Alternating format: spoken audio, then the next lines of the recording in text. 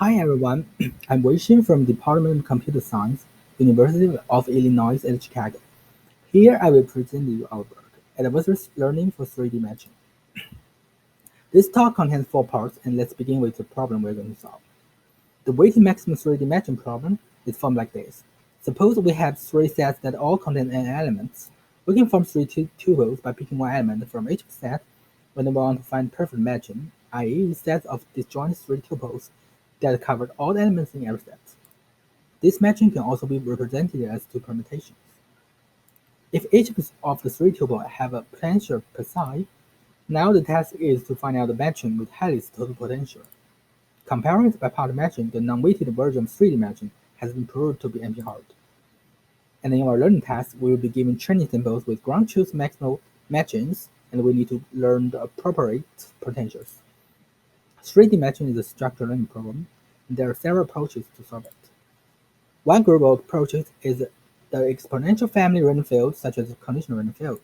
These methods are based optimal, however, calculating the normalization term z is very time-consuming.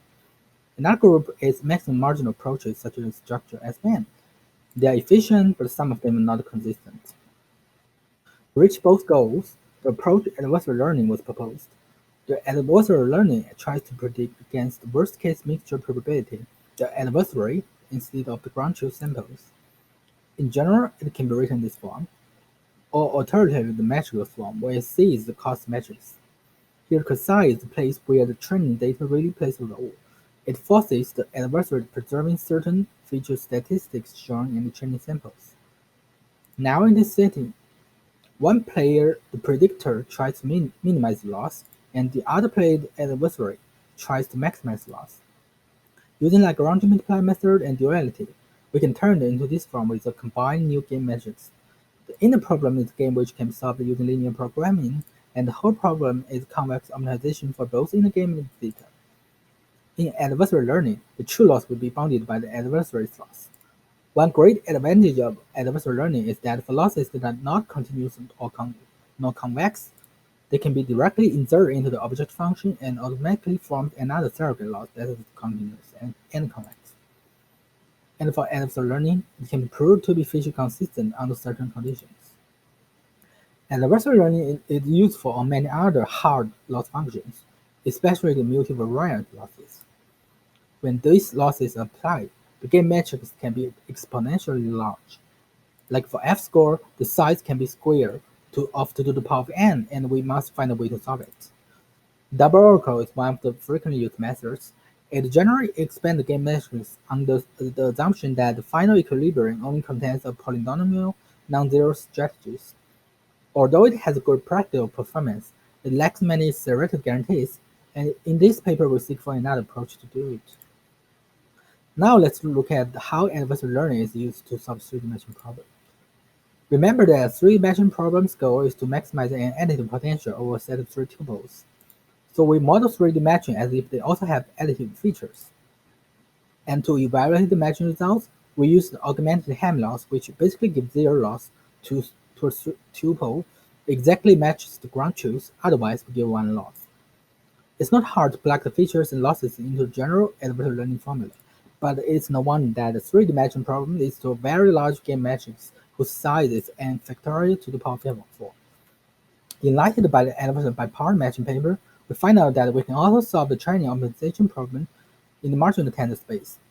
For 3D matching, we can express it as a 0-1 permutation tensor in which each hyperplane in any of the 3 dimensions have only one non-zero element. The mixture of the matching strategies also satisfy the conditions, except the 0-1 requirement. We call this kind of tensor hyperplanar stochastic tensor, or HST. We can also form tensor XO for the features. Using the tensor form and duality, the original problem can be rewritten. Now the inner game becomes a problem where only big O n cubed number of variables need to be learned. This method magically removed hardness in the training phase, and this is the biggest value of the margin trick. But it's not totally free. After transformation, we can only learn marginal tensor in the prediction stage, and getting exact best matching from it can be hard. Although we reduce the number of variables, it's not trivial to solve the marginal problem. For the outer Q, we can use a lot of methods such as projecting quest Newton. For the inner theta, we have an analytical expression. And for the inner P, it's equivalent to projecting a tensor to the HST space. To solve the projection problem, we use the ADAM method. It divides the problem into three parts by adding additional auxiliary variables, and each part only needs to satisfy one direction of the HST conditions. ADMM allows us to solve it by an iterative updating strategy. After separation, now these projections can be done independently for each hyperplane of the tensor. For prediction, we only get the margin tensor after solving the game. Our problem is whether the space of the HST the same as the space of a mixture of permutation tensors. If not, the learned marginal tensor may not be a mixture strategy. Nevertheless, instead of restoring a distribution of strategies, here we directly learn matching y that is closest to the predicted margin tensor. This is an integer quadratic programming problem, and NP hardness appears here. We use approximation method to solve it.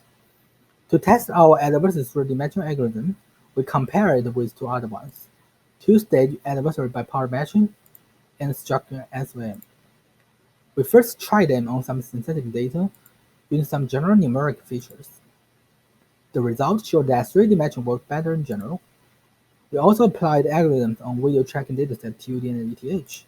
We used several methods to translate into a 3-dimensional problem. Here are the results. We adopted several commonly used image features.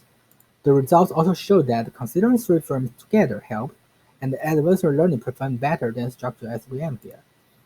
Now let's make a conclusion and think about possible directions for future works. In this paper, we extended the marginal method to 3 dimensions and succeeded in avoiding solving NP-hard problems in training. We solved the math problems in optimizing the marginal tensor object function, and experiments showed that 3 dimension performs better than two-stage bipartite matching, and adversarial learning worked well in learning marginal tensors. For the future works, firstly, a mixture of permutation tensor is a HST, but it is still an open question whether the opposite direction is true. Secondly, we may figure out the general form of the marginal method for higher dimensional matchings and see whether it is worthy to use it. Thirdly, we can find other areas where pushing the hardness in training to the prediction stage is possible and useful. Thank you.